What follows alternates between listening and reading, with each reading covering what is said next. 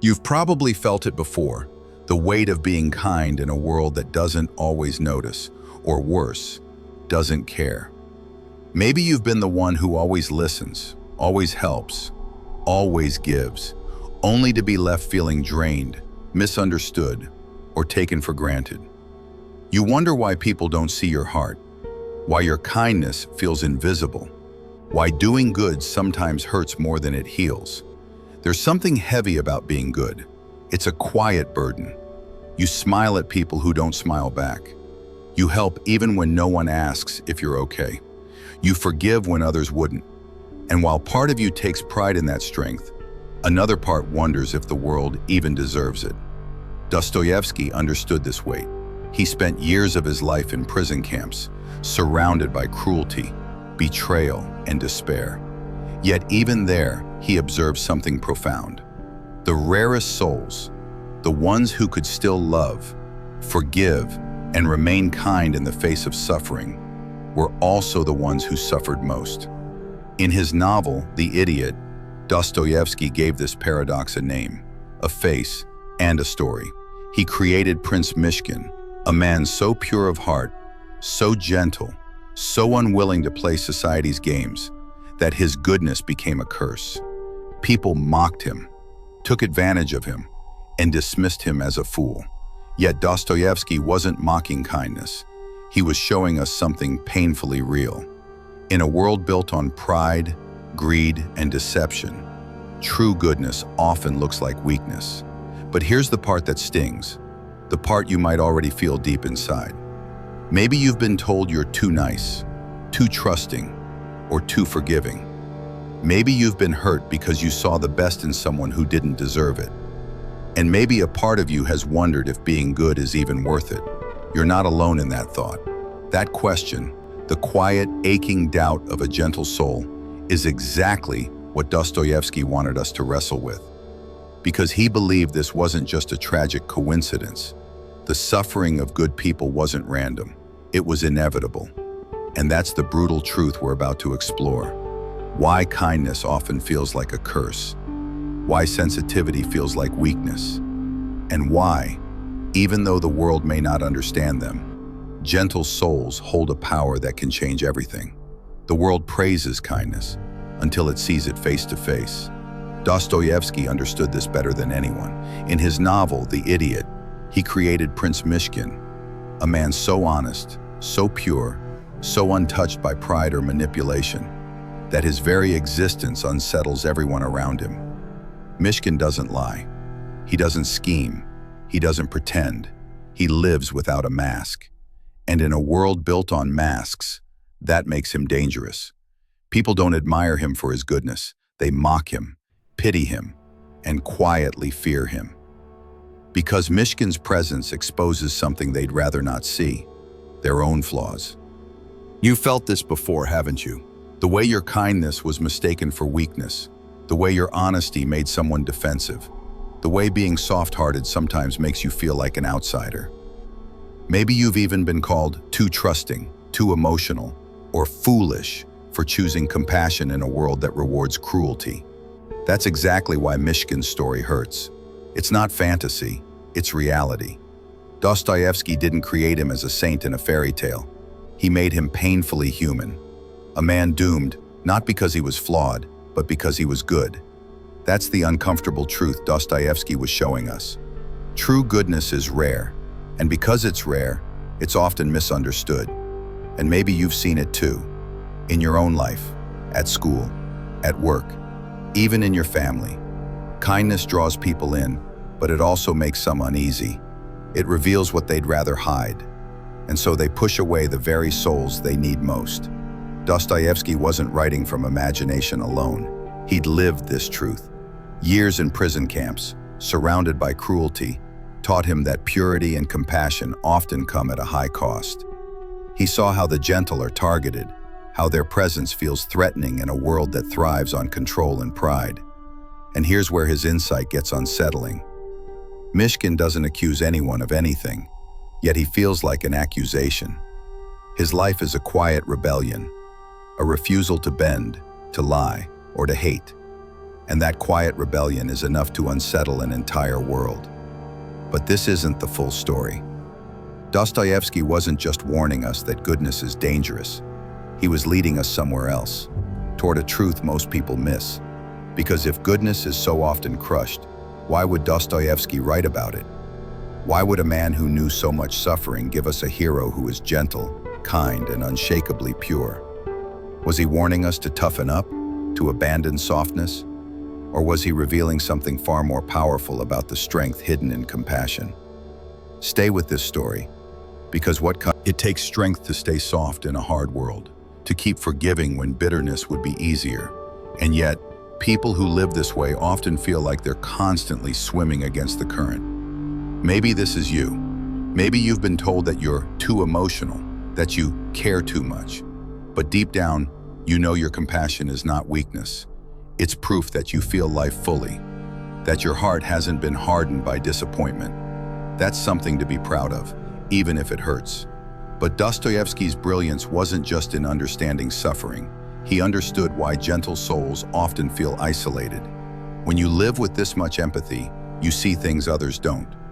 You notice subtle lies, hidden intentions, and unspoken pain. And when you refuse to join in cruelty or pretend you don't see injustice, people often distance themselves. It's easier for them to call you naive than to confront their own choices. This is the paradox Dostoevsky wanted us to see. Goodness isn't weakness, it's power. But it's a power that unsettles, that exposes, that challenges. And because of that, good people often feel alone, not because they are weak, but because they see too clearly. If this feels familiar, if you've ever felt punished for being gentle, you're not alone. In fact, I'd love to hear from you. Share your story in the comments, not as a performance, but as a way to connect with others who feel the same. Your voice might be exactly what someone else needs to hear tonight. Because that's the strange thing about kindness. The world may not reward it. It may even reject it. But in these quiet conversations, in these shared stories, kindness becomes something powerful, a spark that refuses to die out. Dostoevsky didn't write his books to make people comfortable. He wrote them to wake us up. He wanted us to see that compassion is not soft or safe. It's a rebellion. And maybe that's why his stories hurt so deeply. They remind us of truths we'd rather avoid. That love has a cost, that empathy leaves scars, but that these scars are proof we're still alive, still human. So if you've been wondering whether your softness is a weakness, stay with this story. Because Dostoevsky has more to tell us. Truths about goodness, pain, and strength that most people never hear. Dostoevsky didn't soften his stories to make people feel better. He told the truth, even when it hurt. And one of his harshest truths is this: the world doesn't just misunderstand good people, it often breaks them. In The Idiot, Prince Myshkin is not rewarded for his goodness.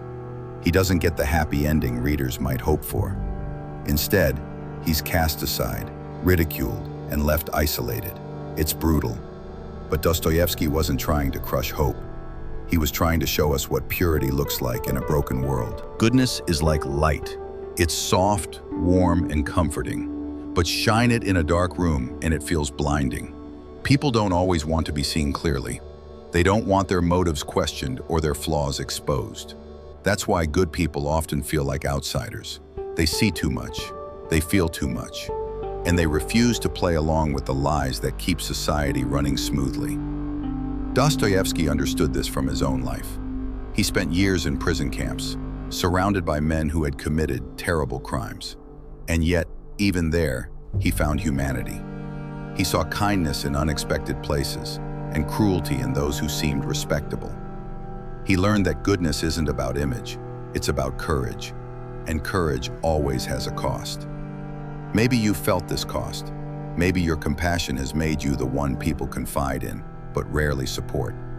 Maybe your empathy has left you drained, questioning why you seem to care more than those around you. It's exhausting, isn't it? To love deeply in a world that often feels cold. But here's where Dostoevsky's insight cuts deep. Being good isn't meant to be easy. It's not meant to make life simpler or safer. Real goodness disrupts things. It exposes lies. It creates tension. And that's why it feels so lonely. Yet, this loneliness is proof of something powerful. It's proof that you see clearly, that your heart hasn't been hardened, that you're willing to stand apart from the crowd. Myshkin's tragedy isn't that he's weak.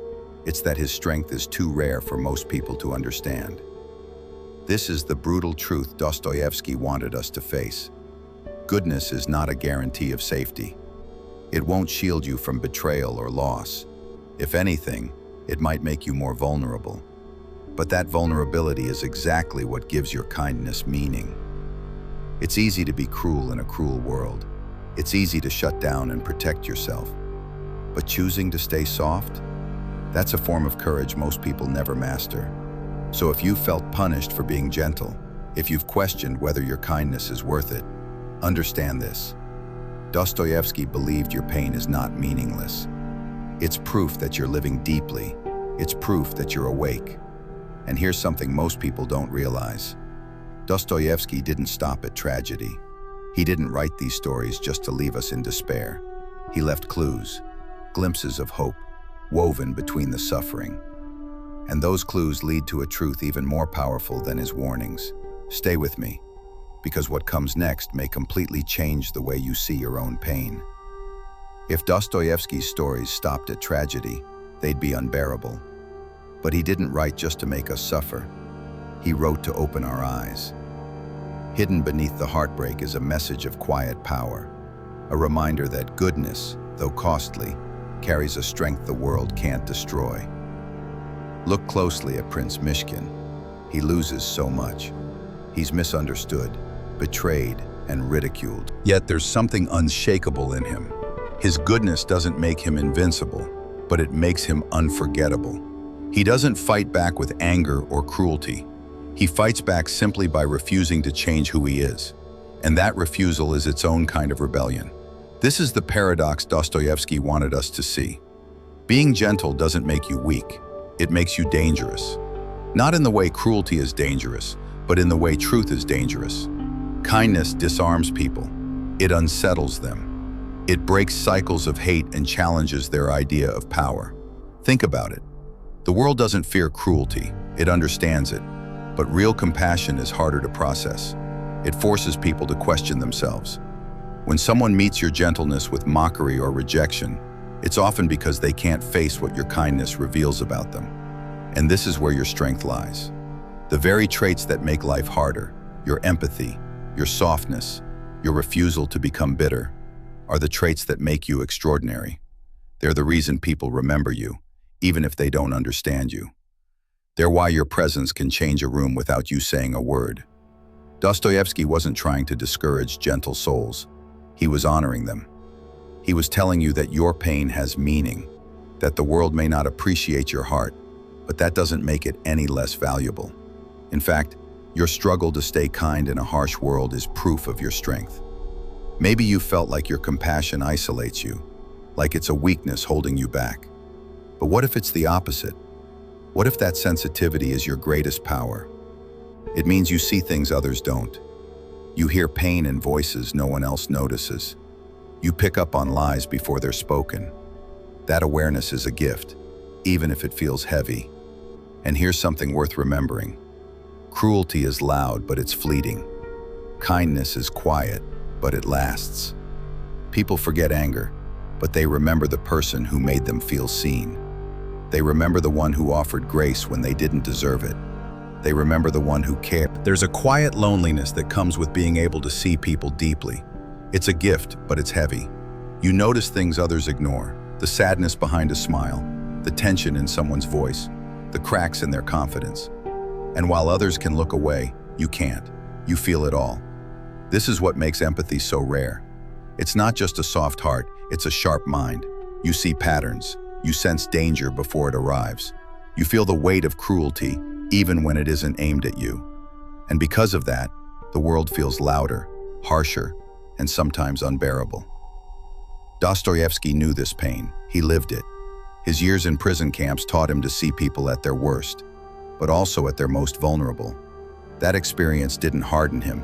It made him more compassionate. But compassion always comes with a cost. He carried other people's pain in his own body, and it shaped every word he wrote. Maybe you felt that same exhaustion, the weight of feeling too much. You've been there for people who never noticed your struggle. You've tried to protect others while no one was protecting you. It's no wonder you sometimes feel like you're walking through life carrying an invisible burden. And yet, here's what Dostoevsky would say. That burden is proof of your depth. The fact that you feel so deeply means your soul is alive in a way most people's aren't. The price of seeing clearly is loneliness, yes, but it's also clarity. It's the ability to navigate a world built on illusions without becoming one of them. The tragedy of Prince Myshkin wasn't just that he was misunderstood, it was that the world couldn't see the strength in his softness. But Dostoevsky did. He wrote him not as a warning to stop being kind, but as a challenge. Can you remain pure in a corrupt world? Can you hold on to your humanity when everything pushes you to let go of it? This is why your pain feels so sharp. It's not because you're weak, it's because you're awake. And being awake means you notice the little cruelties others ignore. It means betrayal cuts deeper, lies feel heavier, and loneliness feels sharper. But that sensitivity is also what makes you capable of real love, real connection, real change. If you've been feeling broken, if you've questioned your worth because of the way life has treated you, hold on. Dostoevsky believed this burden is not meaningless. It's shaping you into someone unshakable. Someone whose strength doesn't come from being cold or unfeeling, but from staying soft in a world that wants to make you hard. Because here's the truth most people miss. This weight you carry isn't meant to crush you. It's meant to refine you. And in the next part, we'll uncover why Dostoevsky believed that your pain, your kindness, and your depth are not just heavy, they're holy. Maybe you've spent years feeling like your softness is a flaw. Maybe every betrayal, every dismissal, every time someone took advantage of your heart has convinced you that being gentle is dangerous. And in some ways it is. Being soft in a hard world will break you again and again. But Dostoevsky's life and his work reveal a truth most people never realize. Being good in a cruel world isn't weakness, it's a form of defiance. Think of Prince Myshkin one last time. Yes, his life is marked by tragedy. Yes, he's misunderstood, ridiculed, and rejected. But here's what stands out. He never lets the world change him, even when it hurts, even when it costs him everything. Myshkin's strength is not loud or celebrated. It's quiet, steady, and unshakable. That's what Dostoevsky wanted us to see. True power isn't about dominating others. It's about refusing to let darkness harden your soul. And maybe that's your story too. Maybe you've walked through fire, and instead of becoming bitter, you stayed soft. Maybe you've been betrayed, yet you still choose to trust. Maybe you've been hurt, but you still care. That doesn't make you foolish. It makes you extraordinary. We live in a world that rewards cruelty because cruelty is easy. Anyone can be cruel. Anyone can protect themselves by building walls. But to be kind, to stay open-hearted when the world has given you every reason to shut down, that takes a courage most people can't even imagine. That's why kindness feels lonely, because few people are strong enough to carry it. Dostoevsky wasn't trying to glorify suffering. He wasn't saying pain is good for its own sake. He was reminding us that the scars we carry are proof of our humanity. They're proof that, no matter how much we've endured, we haven't let the darkness win. We're still here. We're still choosing love. And that choice is revolutionary. So the next time someone calls you too sensitive, too kind, or too trusting, remember this. Those words are not it. And if you found comfort here, consider joining this community by subscribing. Not because numbers matter, but because this world needs more spaces where people like you, gentle, empathetic, awake, feel less alone. Dostoevsky wrote to remind us of something powerful. Even in suffering, your kindness matters. Even in loneliness, your heart has value. And even in a world that misunderstands you, your softness is not a flaw. It's your strength. So hold on to that, because while cruelty may be louder, kindness lasts longer, and the world will remember you, not for how you protected yourself, but for how you loved.